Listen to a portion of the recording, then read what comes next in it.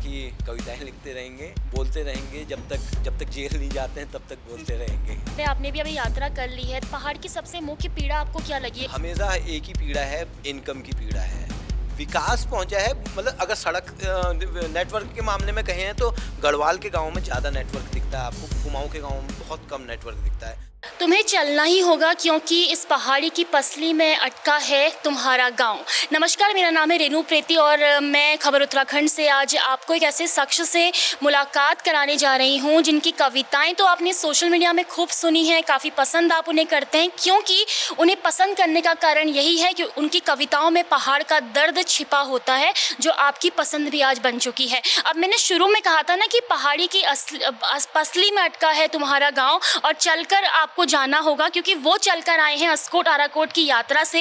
45 दिन की यात्रा होती है, काफ़ी टफ यात्रा है, पैदल चलना पड़ता है, 300 से ज़्यादा गांव में जाना पड़ता है। क्योंकि आपको पहाड़ को समझना है। अब हर्ष काफर ने, क्योंकि 10 साल में अस्कोट आराकोट की यात्रा की जाती है, हर्ष काफर ने कितना समझा उनकी जुबानी हम उनसे सुनते हैं। तो हर्ष, आप बताइए हमें, आप कितने दिन की यात्रा करके आए? मैं 45 दिन की यात्रा की। उससे पहले मैं 21 तारीख से ही चल पड़ा था। कोसी जो इस बार का थीम था वो स्रोत से संगम था, तो मैंने कोसी की यात्रा की, कांटली से लेकर क्वारब तक।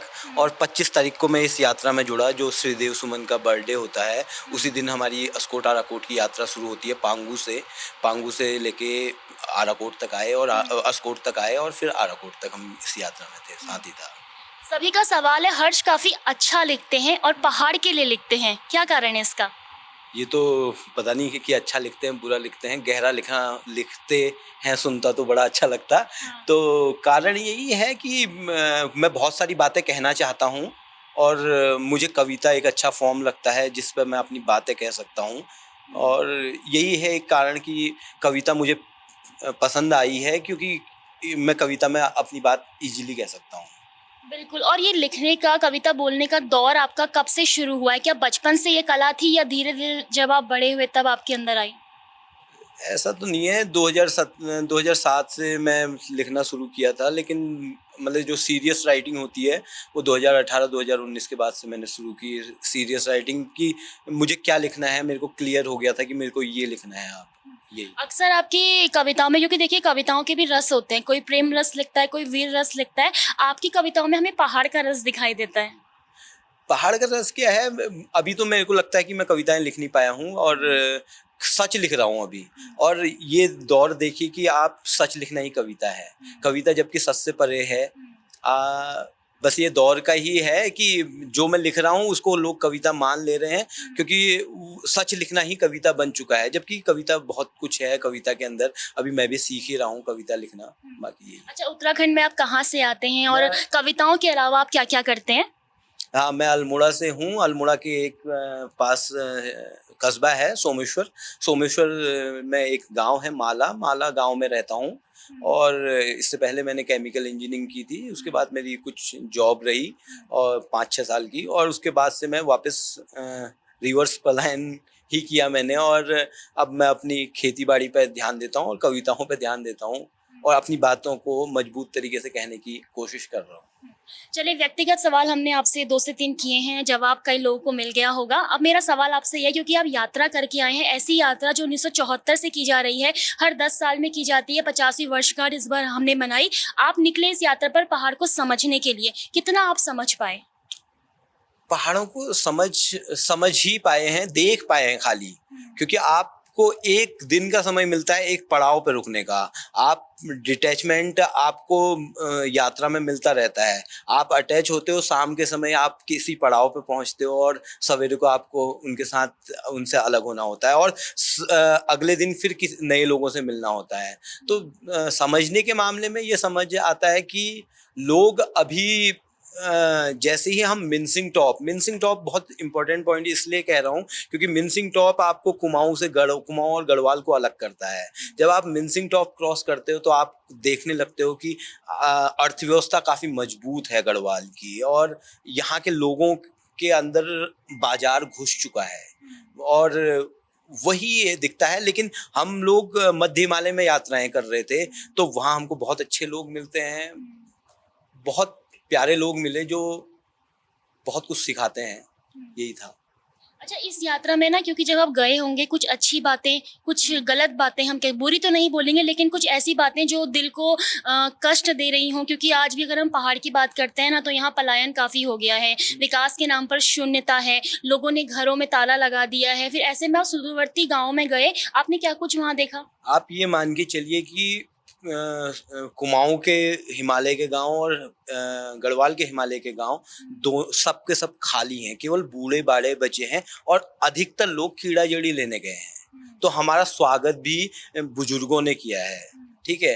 तो वो लोग जान पे खेल के कीड़ा जड़ी लेने जा रहे हैं। कीड़ा जड़ी इतना हो गया कि ब्याई हुई गाय को छोड़ दिया गया है कीड़ा जड़ी के लिए।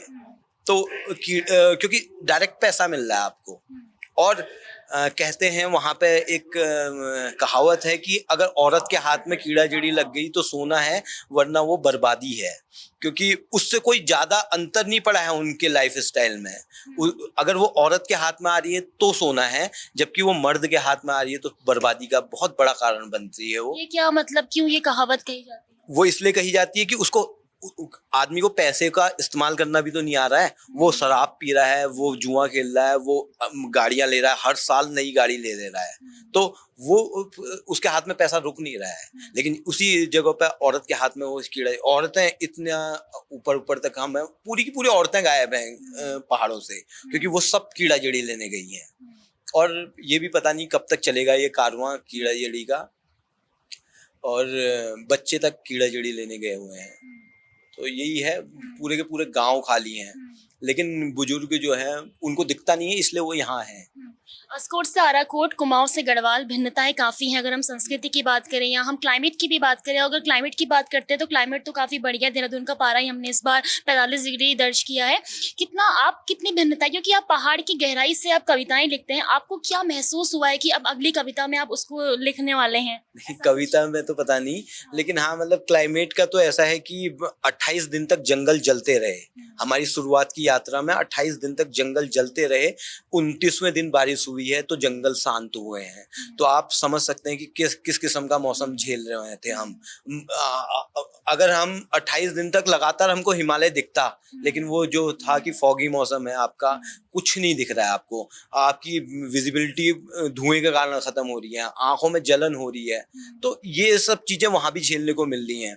और मेरा अनुमान था कि मध्य हिमालय कंपेरेटिवली ठंडा होगा, जबकि मध्य हिमालय बहुत ज्यादा गर्म है।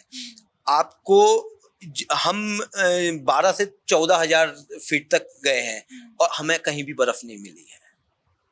बर्फ पड़ना बंद हो चुका है। 10% बर्फ पड़ी है, जैसा शेखरदा बोलते हैं। तो मुझे ये तो नहीं पता 10% क्या 10% है, लेकिन मैं ये कहूंगा कि हमने बर्फ नहीं देखी। हमने जब बर्फ देखी तो वो क्या देखते हैं हम, डोटी ताल से जब हम हनुमान चट्टी की तरफ उतरते हैं तो एक आध ग्लेशियर देखते हैं। और एक आध ग्लेशियरों पे वो जो धुआं जला है, जो आपके जंगल जले हैं, उसका धुआं और उसकी राख ने उसको काला कर दिया है। अब जब उसने काला कर दिया है तो वो सूर्य का ऑब्जर्प्शन ज्यादा करेगा और वो ग्लेशियर पिघलता जाएगा। तो यही है कि रोडें जो हमारी हैं, जो सड़कें बन रही हैं, वो भी तो, उनका भी तो धूल धक्कर सब वहीं हिमालय की तरफ जा रहा है। तो ये भी एक कारण है ग्लेशियरों के पिघलने का, और जंगल जलना तो है ही है। आपने उस दौर में यात्रा की जब जंगल जल रहे थे? जी बिल्कुल। और क्या? प्राणमती का जंगल, जो प्राणमती का डेंस फॉरेस्ट है, जहां पे आप सोच ही नहीं सकते हो कि यहाँ आग भी लग सकती है, वो तक जल रहा था। चीड़ के जंगल तो जलते ही हैं, लेकिन वो डेंस फॉरेस्ट जलना थोड़ा सा अचंभित करता है आपको। और क्या अनुभव लेके आए आप यात्रा से? यात्रा से बहुत से अनुभव हैं। अभी तो खुद ही नहीं पता है, अभी तो बस छूटी है यात्रा। अब यात्रा शुरू होगी असली, कि क्या सीखा, क्या समझा।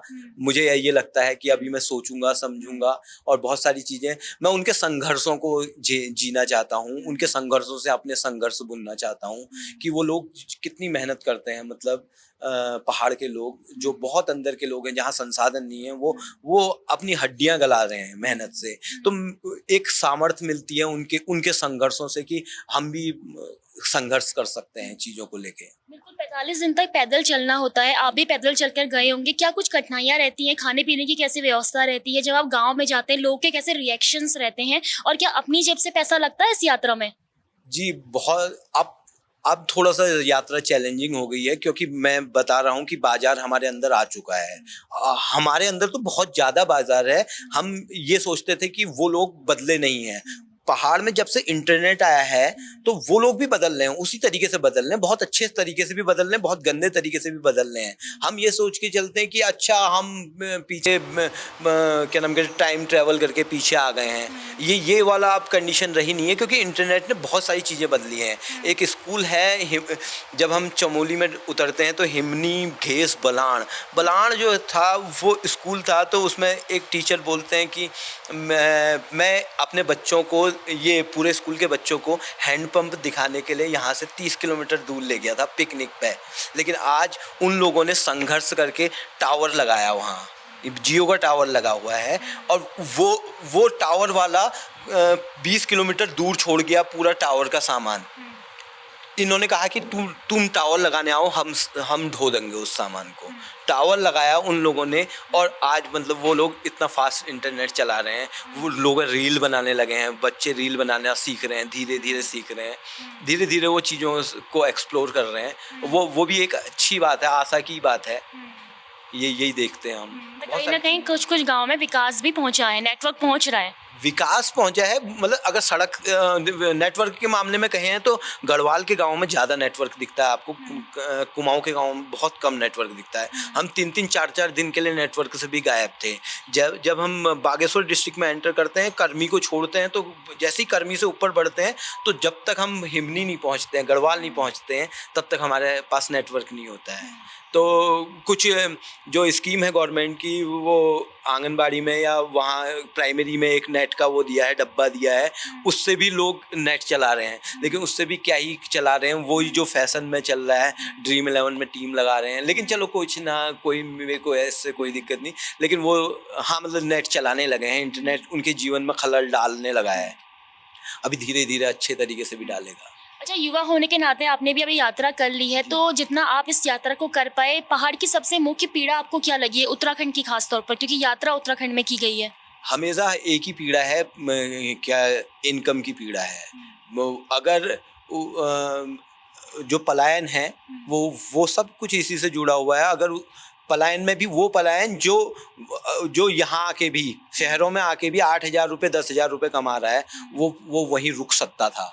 बस वो सबसे मेन बात है ना। वो रहना भी चाहता है वहाँ, वो सब कुछ करना चाहता है। वो उसे 10,000 रुपये तो दे रहे हो आप यहाँ पे, तो वो 10,000 रुपये वहाँ पे कमाना चाहता है, तो उससे वो रुक सकता था। वही मेरे को सबसे ज़्यादा पीड़ादायक लगता है कि मुझे 8,000 10,000 वहीं चाहिए, मैं अपना जीवन चला लूँगा, मैं एक हैप्पीनेस इंडेक्स बना लूँगा अपने हिसाब से।